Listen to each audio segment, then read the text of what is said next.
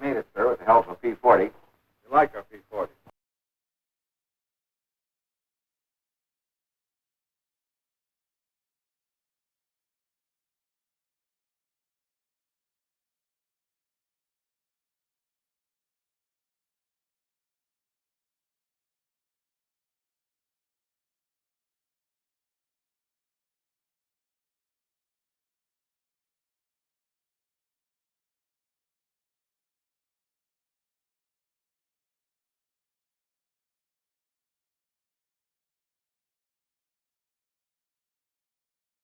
Hello? Are you there?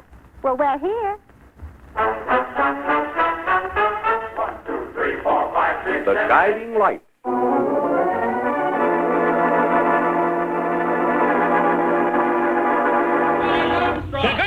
Jack Armstrong, the all-American boy. Wave the flag for Hudson High, boys. Gangbusters. The Pepsodent Show, starring Bob Hope. Let's relax for jokes and cracks, 'cause here's Bob Hope. How do you do, ladies and gentlemen? This is Bob, Baseball Season Hope, telling you if you use Pepsodent on your teeth, you may not be able to... It was over. It was finally over. The Great Depression was easing itself out, and the devastating 30s would never return. The year was 1940, and fate once again seemed to be looking kindly upon America.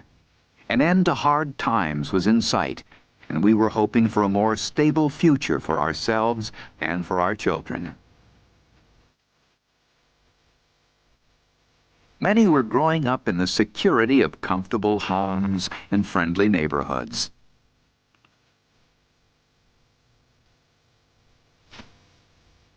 Some families even had their own car. In cities and towns, we once again had more time for leisure and entertainment. Food was plentiful, and we could buy it. Grocery store lines took on a different meaning. A beer was 5 cents, and veal was 13 cents a pound. President Franklin Delano Roosevelt was our hero. His New Deal had come as a balm to the wounds of the 30s, and he was the president to pull us out of the Depression.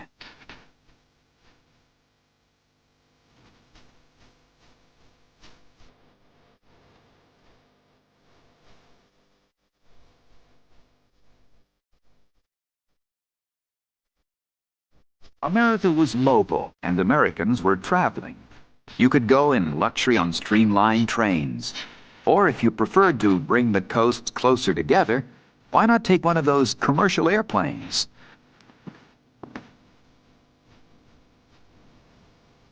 Yeah, that was 1940. College football, cocoa, hot dogs, and your best girl. What an afternoon. We loved sports. The old, the young, the graceful, the swell crowd. Everyone could enjoy the afternoon. And we made a point of going to the movies once or twice a week. Any heart at all? Yes, I have. And it's going to stay right where it is. I don't know a thing about you, Jeb Stewart. My brother thinks you're wonderful. But then he was dropped on his head when he was a baby. Well, at least you'll let me kiss you goodbye, won't you? Oh, well, it's quite an honor, but no thanks. I don't really deserve it. Well, hello. Hey, this is quite a surprise. The corporal's looking for you. Says it's very urgent. I'll bet. Kit, we'll take this up later, right where we left off. Now, George, don't be long-winded. Listen, Kit, we're due to leave in a minute now. There's something I've got to tell you. I'm head over heels in love with you. George, you sound just like an echo. Oh, Kit, pardon the interruption, George. Oh, man, Kit, there's something I forgot to ask you. Have I got any real competition? By 1940, the reality in Europe was war. Adolf Hitler, Germany's Nazi dictator, had already occupied parts of Middle Europe and now turned to Scandinavia. Convinced of the supremacy of his Aryan race, Hitler planned to destroy those peoples he considered inferior. He would subjugate all of Europe to his rule, vanquishing the continent by sheer might and devastation. The German strategy of blitzkrieg, lightning war, was a new military technique that combined speed and the concentration of tanks, bombers, troops, and materiel on a target. The result was massive destruction. Thousands were dead, and thousands more were left homeless. One after the other, the countries of Northern Europe fell under the force of Hitler's attack. Norway and Denmark, Luxembourg, Belgium and Holland all collapsed under his massive forces. The next targets were France and Britain. On the other side of the globe, Japan had been warring with China since 1937. The Japanese expansionist government had signed a pact with the fascist regimes of Germany and Italy, forming the tripartite Axis powers. Safely coddled by two vast oceans, protected by our policy of neutrality, Americans hardly thought of combat. The World's Fair in New York was in its second glorious year, and we flocked to see what the new decade would have to offer. What a fair! What fun! It helped us relax and laugh. And taking home movies was part of the experience.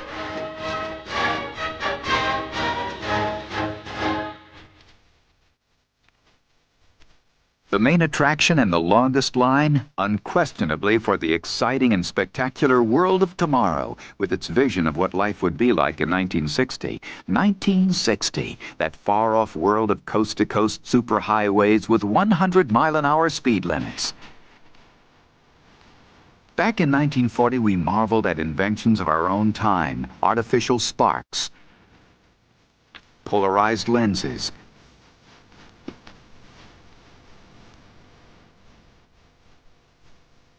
television,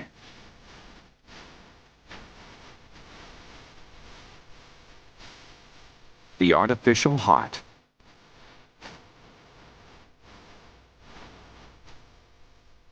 and the compact car, driven here by New York's Mayor Fiorello LaGuardia. The driver liked the idea, only went in circles. We just weren't ready for a compact car. The world of the fair was still the world of tomorrow. Our reality was another matter. In early 1940, the U.S. military was small and poorly equipped. We had a volunteer army. Most equipment dated back to World War I. Indeed, the Pentagon was just being built, and the Department of Defense did not yet exist. The War Department functioned actively only in actual times of war, and in 1940, most Americans did not want to see it functioning. The military base in Fort Benning, Georgia, was one of the largest with 325 tanks. But in order to repair them, Brigade Commander George Patton had to go to Sears Roebuck himself to buy nuts and bolts. He was never reimbursed. Major General Clifford Powell commented, "We are using broomsticks for machine guns and rain pipes for mortars." There was enough equipment to outfit only 75,000 men for combat. America in 1940 believed that commerce and industry were more important than a strong military.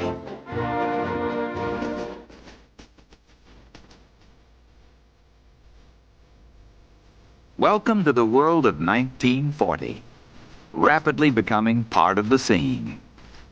Nickel jukeboxes popped up. 50 cents got you 16 tunes. M&M's replaced candy bars for servicemen, a chocolate that would melt in your mouth, not in your hand. Spam was a revolution. The canned meat was economical and long-lasting. Cellophane. You could see what you were buying without unwrapping the freshness. Richard and Maurice McDonald opened a drive-in eatery in California. It was to become the most famous fast food chain. You could be clear across the country in a matter of hours, not days, with America's first regularly scheduled commercial flights featuring pressurized cabins. Morton Salt came on the scene in 1940. Its cylindrical box has withstood the test of time. From first appearances to special appearances, we knew how to create a star. Premieres were the chance to show movie stars our love and a chance to see our heroes in person. When word got out a movie star was coming to town, neither rain nor sleet nor snow could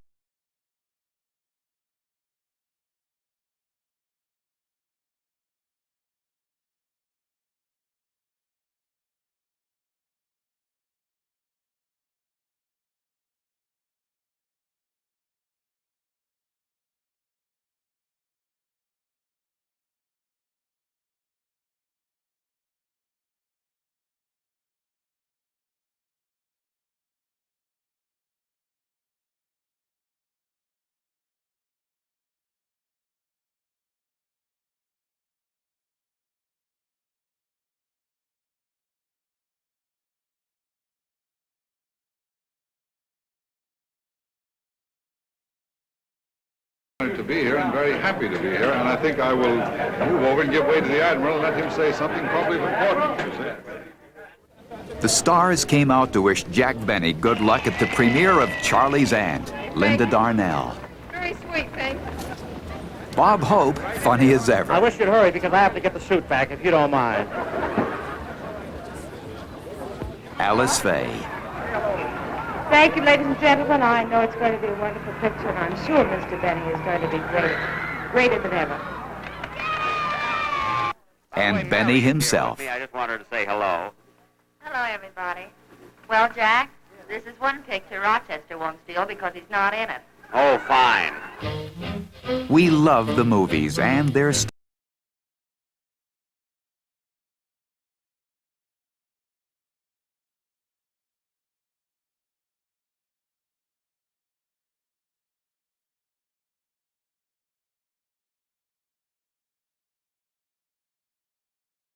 the need to stay out of the war.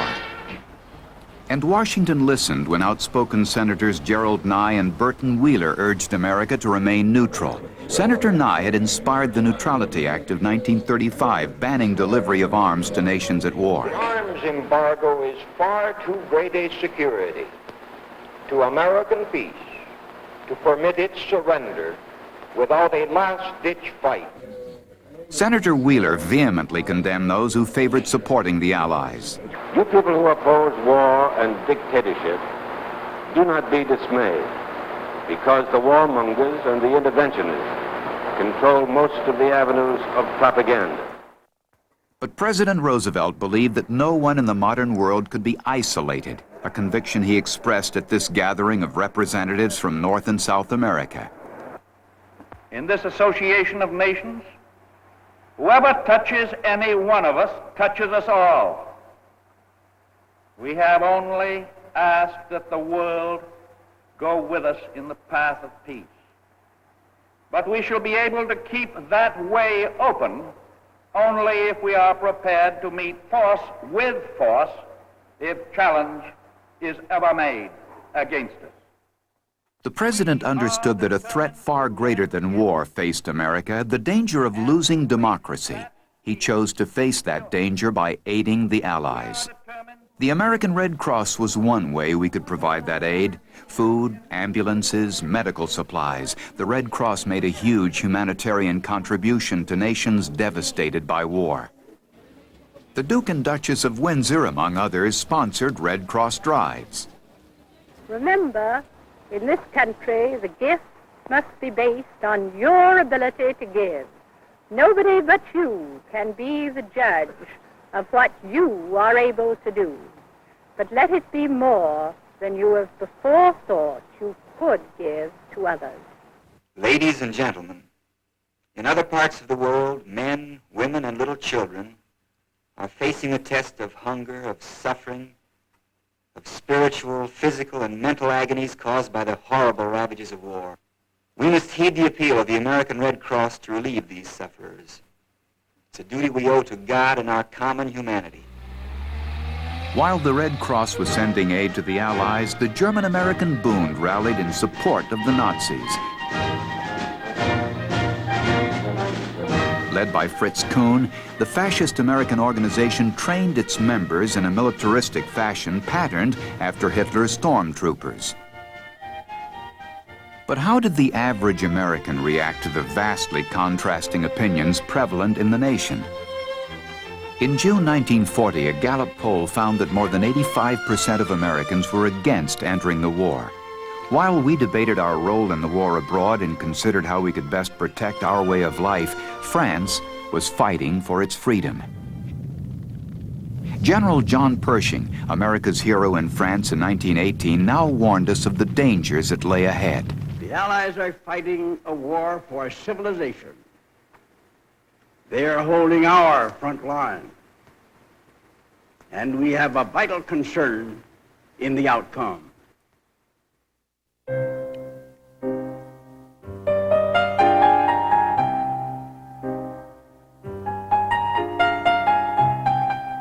And in June 1940, the Germans marched into Paris. To avoid destruction, Paris, for the first time since Napoleon I had chosen not to fight.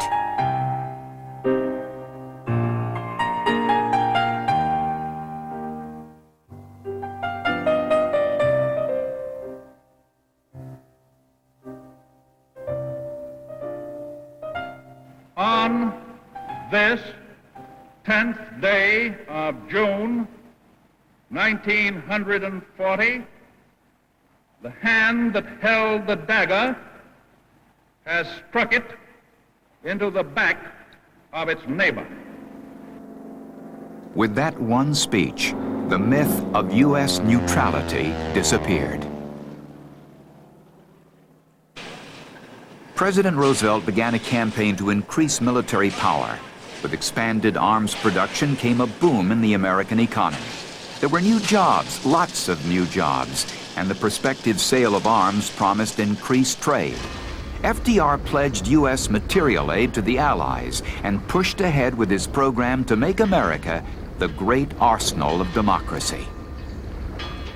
We must increase production facilities for everything needed for the Army and Navy for national defense. I believe that this nation should plan at this time a program that will provide us with 50,000 military and naval planes. One of his first steps in planning such a program was to create the National Defense Advisory Commission. The commission organized the production of tanks, planes, guns, and munitions. General Motors began making machine guns, and by the fall, the commission had nearly $8 billion in contracts for war goods. The armament industry was suddenly in business.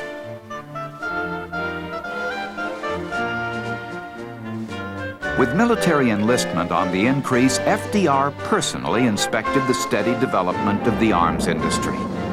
Many felt a tug toward war in Roosevelt's encouragement of rearmament. Yet while the fear of entering the war was strong, a new fear was surging among Americans who understood what was happening overseas. A fear that eventually led them to approve Roosevelt's aid to Europe, a fear captured in 3 lines written by poet Edna St. Vincent Millay. Oh, build, assemble, transport, give, that England, France, and we may live, lest we be left to fight alone. In September 1940, the Selective Service Act was passed, and for the first time in history, American boys were being drafted during peacetime. You have the confidence and the gratitude and the love of your countrymen. We are all with you in the task which enlists the services of all Americans, the task of keeping the peace in this new world of ours. President Roosevelt announced Draft Order Number 1, the first peacetime draft number ever to be drawn. Drawn by the Secretary of War is serial number 158.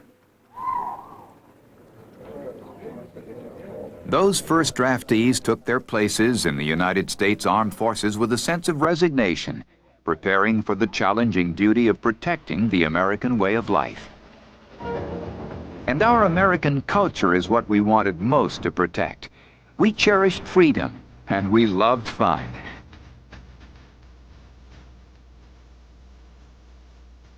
Big bands gave us the beat. And Hollywood newsreels brought fads and fashions to our local movie theaters. Who wouldn't want to own a glass car? But was the Miami crowd looking at the glass car or through it?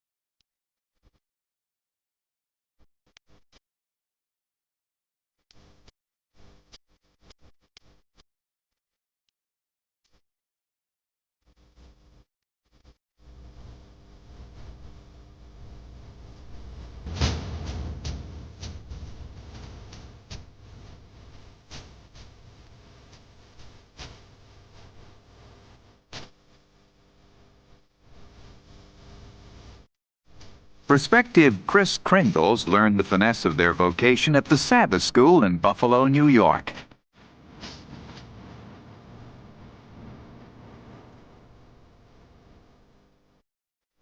The racetrack was a glamorous scene, a favorite spot for Hollywood's popular stars. There's Bing Crosby. Edward G. Robinson, here more interested in the odds than the ladies. Fred Astaire looks for his favorite, and so does glamorous Betty Grable. There's Mary Pickford. She's already placed her bets. You can be sure she won as she went for Seabiscuit, a 7-year-old that in 1940 became the biggest moneymaker in the history of horse racing. Rival to Seabiscuit's agility, Whirlaway won the 1941 Kentucky Derby and set a new track record. He became the 5th horse in U.S. history to win the Triple Crown. Much of the credit goes to jockey Eddie Arcaro, who would remain the Big A for 30 years. All-American Paul Prisman of Missouri was one of the first of the modern quarterbacks. His passing style and accuracy set many long-lasting records.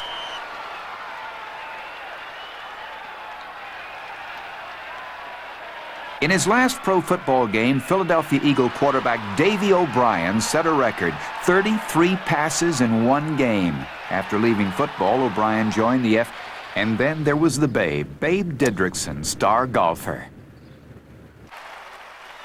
In track, the unbeaten hero was Greg Rice. The record he set in Chicago in 1941 for 2 miles was not broken until 1965. Tennis greats Mala Mallory and Don Budge look on as Alice Marble, 4-time singles champion, beat Helen Jacobs at the 1940 National Singles Championship in Forest Hills. Marble shaped the future of women's tennis. Sports took us out to the stadiums for the races or the games. But coming home, oh, remember how the whole family would gather to hear the latest episode of your favorite radio program? The right to happiness. The Johnson Wax Program with Fibber McGee and Molly.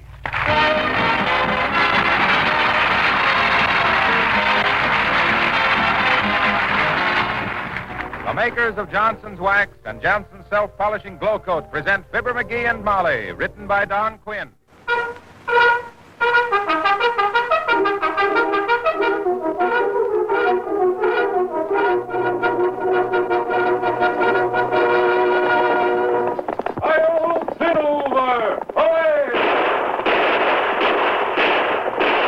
A fiery horse with the speed of light, a cloud of dust, and a hearty hi-yo silver, the Lone Ranger.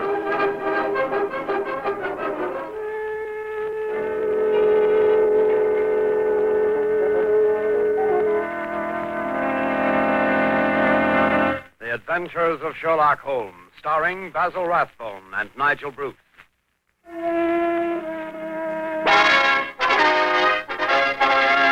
The Fred Allen Show. And now, ladies and gentlemen, A is for Alan, who comes every week. B's for the bags hanging down on each cheek. C's for the comedy he's been rehearsing. And D is for Duck. Here comes Fred in person.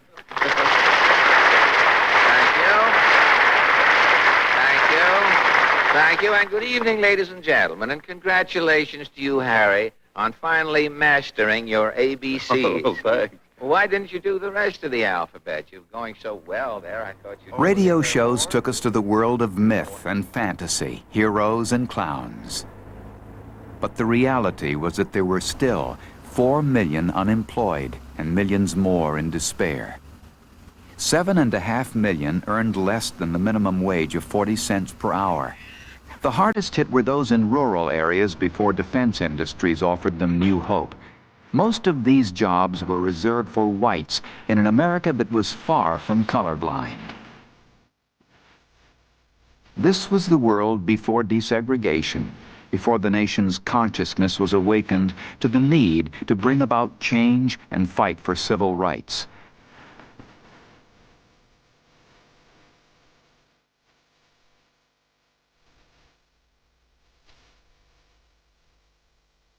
Young blacks prepared and trained for a future in underpaid service positions. Under pressure from black leaders, Roosevelt signed Executive Order 8802, establishing the Fair Employment Practices Committee. But the order was limited to defense industries and government.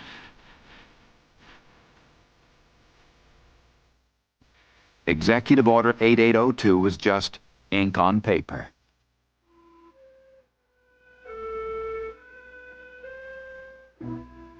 America.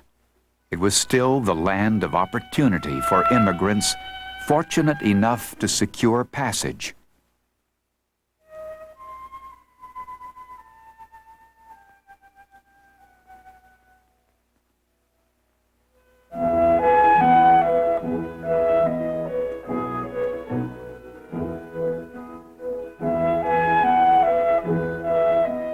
The monarchs of Luxembourg and the Netherlands set up governments in exile when their homelands fell to Hitler. Warmly received in New York was Grand Duchess Charlotte of Luxembourg. But not everyone in Europe could escape. Those who could fled from abhorrent fascist regimes. A large cross-section of European society sought refuge abroad, many in America. Hitler's only European ally, Benito Mussolini, plagued Italians with his fascist government. Despising the dictator and foreseeing the road his country would take, Italian conductor Arturo Toscanini came to America years before the war. His performances never failed to move audiences.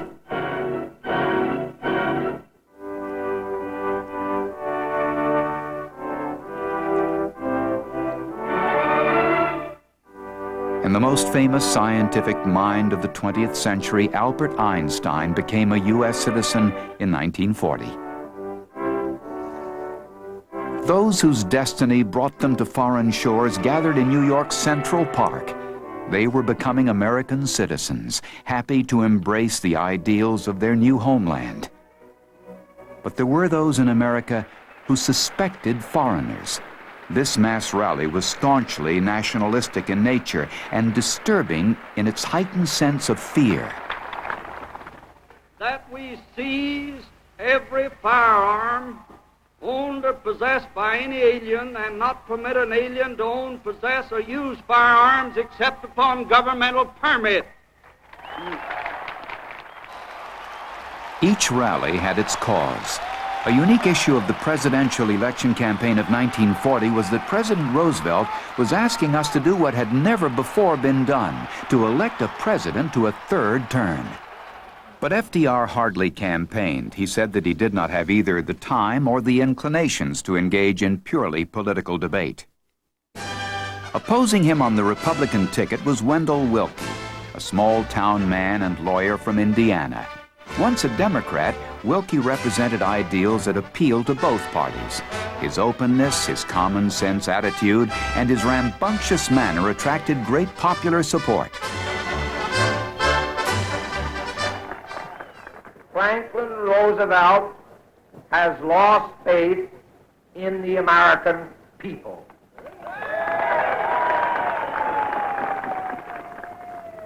Just look at the men surrounding him. They are all cynics who scoff at our simple virtues. Simple virtues and down hominess were the keys to Wilkie's campaign. It's a hot day, and Mr. Wilkie refreshes himself at the old pump before his tour of inspection begins.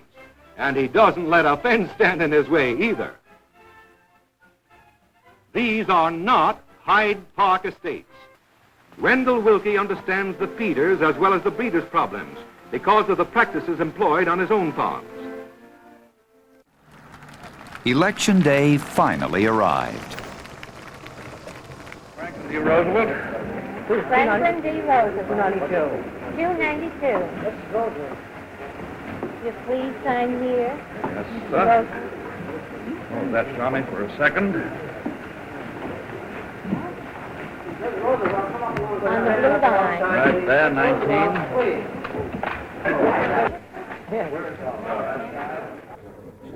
Judging by the crowds at the polling stations, Wilkie seemed to be the more popular man. But the crowds were not to rally to America's grassroots candidate. The proud man from Indiana held on up to the last moment in hopes that Middle America would see him through to the top. By 11:30 p.m., the outcome was apparent. Roosevelt won his third term by a margin of 5 million votes.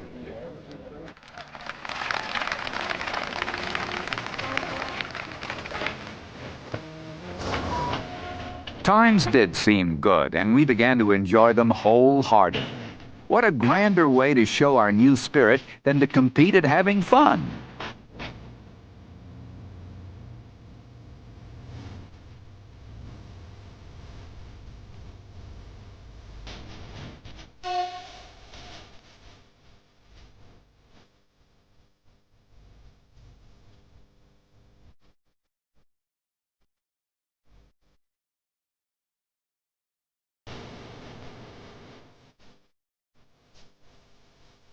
Ads told us of the shiny new 1941 cars we could buy. DeSoto, Packard, Chrysler, Studebaker. They reminded us that there were many new American conveniences to buy.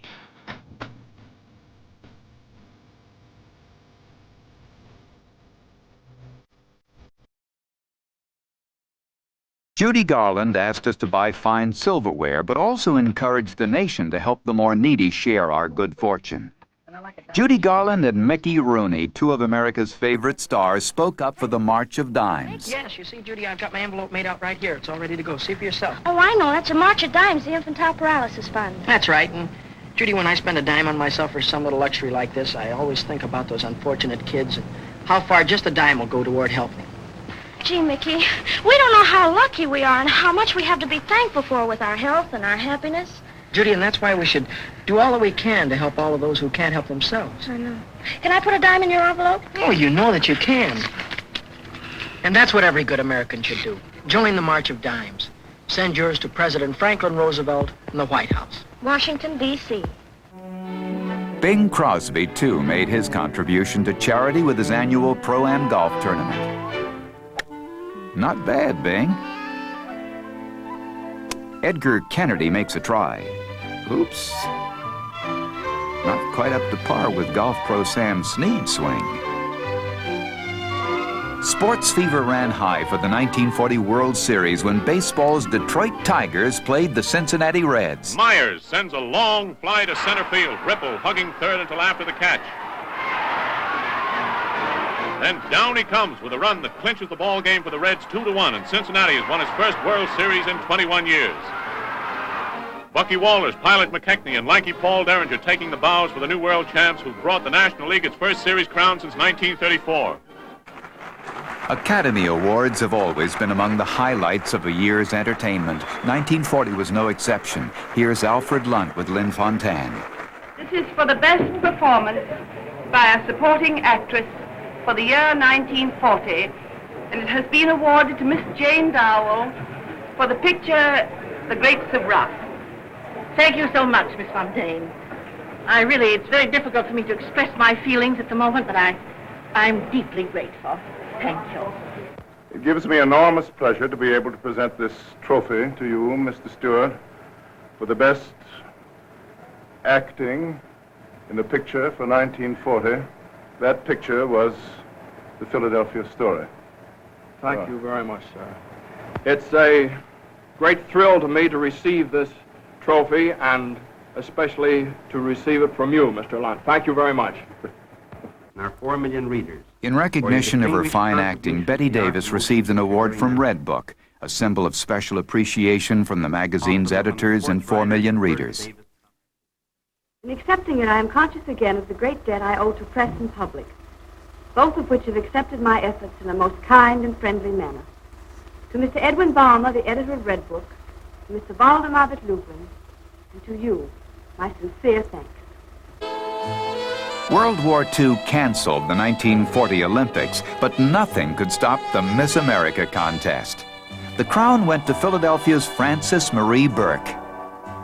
At this moment, I'm the happiest young girl in the world. It came as a complete surprise to me. It just seems like a dream come true. And what would the reigning Miss America and her subjects be wearing this year?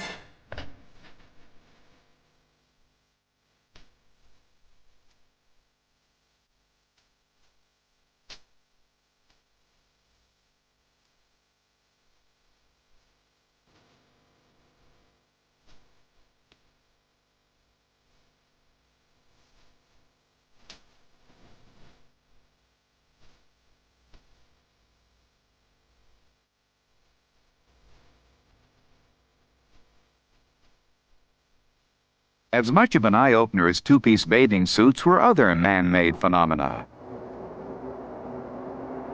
One of the most spectacular stories of 1940 took place in Washington State. Something strange seemed to be happening on the Tacoma Bridge, that new feat of engineering. The bridge seemed to be moving.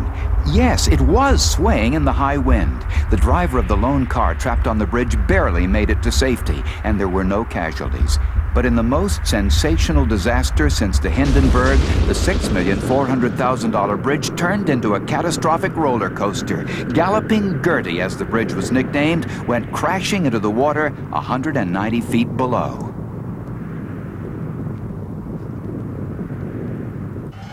Spectacular ice displays after a hotel fire in Minnesota once again seemed to defy nature. Firemen quelled the flames, but the sub-zero temperatures turned the water from their hoses into a blanket of ice.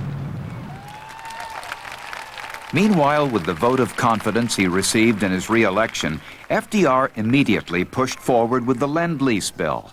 It gave the president absolute authority to ship food and arms to Allied countries. To the man on the street, Lend-Lease meant more jobs, more overtime, a better standard of living. Lend-Lease was above all business, and business meant a better economy. To Europeans, Lend-Lease meant survival. New hope arrived with the American machines of war. From the Soviet Union to Britain, from North Africa to Egypt, wherever the Axis forces threatened, the U.S. was quick to respond with arms and supplies.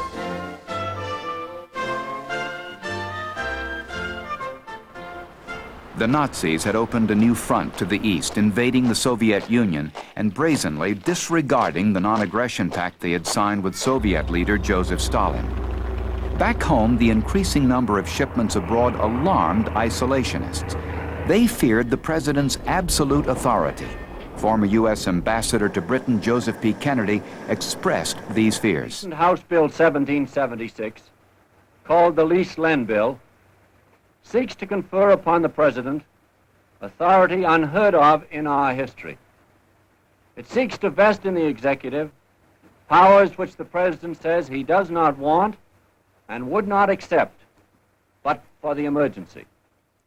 I am unable to agree with the proponents of this bill that it has yet been shown that we face such immediate danger as to justify the surrender of the authority and responsibility of the Congress. But most Americans did not share Kennedy's opinion. A Gallup poll showed that the majority backed FDR's Lend-Lease. With the Battle of Britain, support became stronger as fear increased. Britain's plight suddenly opened America's eyes, and for the first time we feared we would be next. It became imperative that the British win, for their fall would mean the fall of the last free nation in Western Europe. Germany would necessarily turn its destruction upon the New World. The British had a tenacious leader in their new Prime Minister, Winston Churchill. He had promised his people that Britain would fight to the end. "I have nothing to offer," he told Parliament, "but blood, toil, tears, and sweat." With a sharp wind cutting through the bright sunlight, Washington turned out in great numbers for the inauguration of President Roosevelt and Vice President Henry Wallace. I, Franklin Delano Roosevelt, do solemnly swear that I will faithfully execute the office of President of the United States and will, to the best of my ability, preserve, protect, and defend the Constitution of the United States. So help you God. So help me God.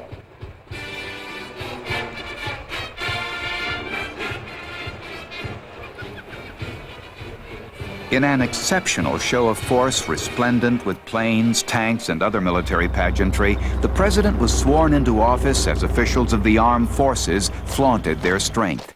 Their sentiments were echoed in badges Americans proudly pinned on their coat lapels. The message read, "To hell with Hitler." Meanwhile, the Japanese Empire was expanding its base in the Pacific. With oil and scrap metal bought from America, Japan built a formidable military system. While the Japanese people hailed their leader's might, the U.S. faced a war machine it had helped to create. As perceptions about the war abroad changed, the American people began to favor a strong military. Gallup polls showed that by January 1941, 60% of American voters favored aid to Britain, even at the risk of war, though only 12% wanted to go to war deliberately. FDR himself showed confidence in America's strength, using the best men to guide his victory program. Wendell Willkie, once his opponent, now joined forces with the president's cause and traveled to Britain as FDR's special envoy to assess the situation.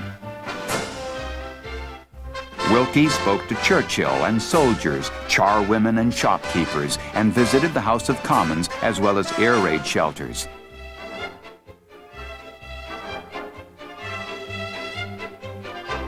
During the 18 days of his exhausting journey, Willkie said, "I feel that I am walking through history."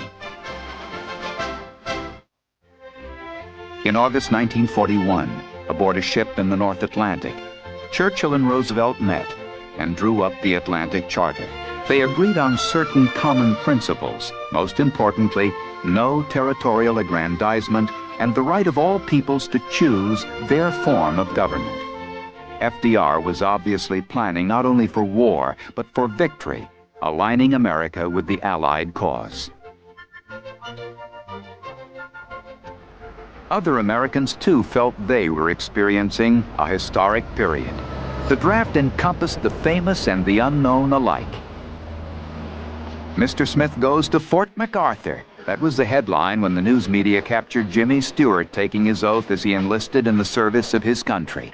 Stewart became a bomber pilot, eventually attaining the rank of colonel.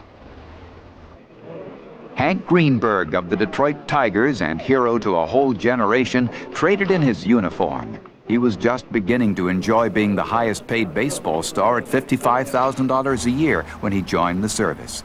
And other baseball greats would later follow. Ted Williams, Bob Feller, and of course, the unforgettable Joe DiMaggio. The surge of patriotism rocked the nation. In Buffalo, 50,000 people came out to honor their flag, massively exhibiting their trust in the growing rearmament of the nation. We had boundless faith in our country. We showed that faith by supporting the military, by buying war stamps and war bonds. A stamp cost 5 or 10 cents. You glued them into a special book, and when your book was filled, you could trade it in for a bond. The war bonds we bought went directly to the rearmament effort and were our insurance for a secure future. American business used the feverish patriotism of the populace to encourage sales of its products. Hardly a cigarette ad passed without a reference to America's hardy soldiers.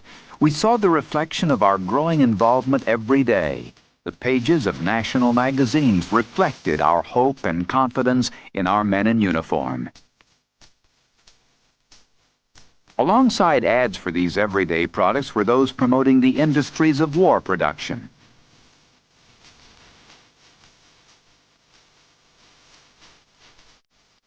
Factories that once produced a steady stream of Packards, Nashes, Fords, Chryslers began to pour out war machines.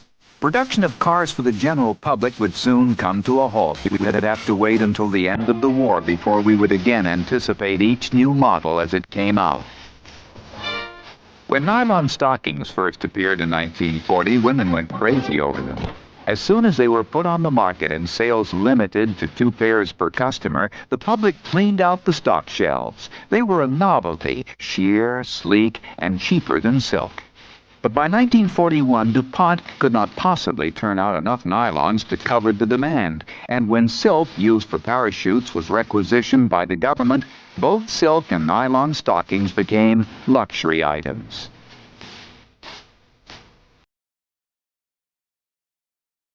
The common soldier was not forgotten. The USO was created to bring him joy and entertainment, moments to forget the dangers that lay ahead. National USO chairman was Thomas E. Dewey, the racket-busting U.S. attorney who cleaned up New York City's Tammany Hall. Come what may, America stands behind its men in uniform. America stands united. Through the USO, we are privileged, all of us, to do our part in supplying the urgent need for recreational facilities for the boys in camp. 1 defense bond and 3 10-cent defense stamps. Hey, Abby, what are the stamps for? For the fence. You mean you put the stamps on the fence? And to whom do you mail the fence? No, your name, please. But Adam. Costello's mine. You don't understand. These stamps are for defense. You see, when you buy a defense stamp or a defense bond, you're saving your money by lending it to Uncle Sam. See, Uncle Sam needs that money to build ships and planes, tanks. And what? Tanks. You're welcome. For what? For giving me such wonderful advice. Oh, sure. I want to help my Uncle Sam. Well, you should. And I also want to help myself. Well, therefore, I'm going to buy plenty of those defense bonds and stamps. That's the boy. And you, ladies and gentlemen, if you want to help your Uncle Sam, I hope you do the same. Thank you. It's 8:30.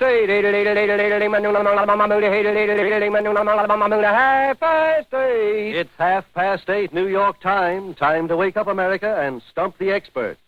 Each week at this time, Lucky Strike offers you a panel of 4 experts, an MC, and a lot of questions and answers. You furnish the questions, and our experts try to answer them. For every question used, Lucky Strike will reward you with $10 in defense stamps. If the question is muffed, you get a total of a $50 defense bond, plus the 24-volume set of the Encyclopedia Britannica. War bonds, war stamps, the USO. Within a year, the atmosphere at home had changed, and we were tentatively making the commitments we could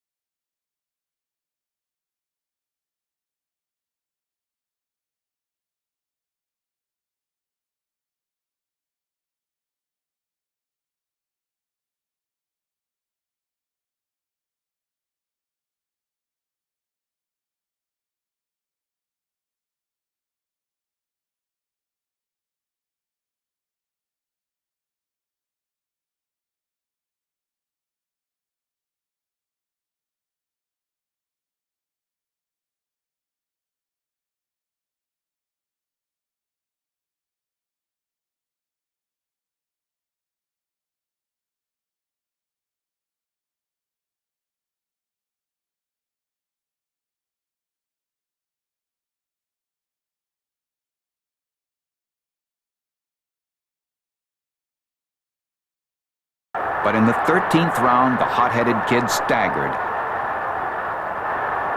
Lewis finally made his move. He knocked Khan out and retained his title. For America, war was still months away when a series of incidents cracked the illusion that we were not involved in a shooting war. In May, the U.S. freighter Robin Moore was sunk by a German submarine. No lives were lost, but we were one step closer to war. Things got more complicated when the USS Greer, a destroyer heading toward Iceland, exchanged fire with a German U-boat. A British patrol plane overhead was in communication with the Greer. When the firing began, it was questionable who provoked whom. FDR capitalized on the incident and went on radio to give his message of self-righteous indignation. I tell you the blunt fact that the German submarine fired first upon this American destroyer Greer without warning and with deliberate design to sink her. The first casualties did not occur until the fall. The USS Carney, an American destroyer cruising near Iceland, was torpedoed by German U-boats. This time the Germans were indeed the aggressors when Roosevelt said, "History has recorded who fired the first shot. All that will matter is who fired the last." The U.S. embargo of scrap metal and oil had aroused Japanese hostility toward the U.S. In July 1941, FDR froze all Japanese assets in the U.S., effectively declaring a state of economic war. Japan sent a special envoy, Saburo Kurusu and Ambassador Kichisaburo Nomura, to work out a peaceful settlement with Washington.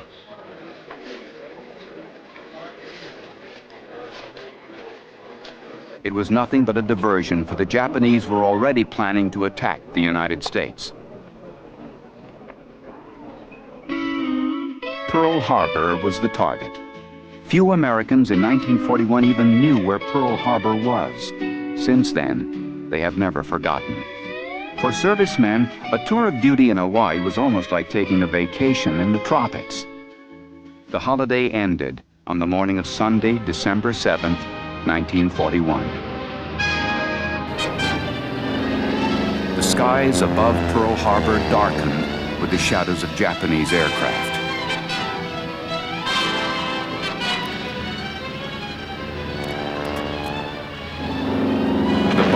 Fell soon thereafter. A rain of fire spread massive destruction until a graveyard of ships and planes cluttered the harbor, and 2,400 Americans were dead or missing.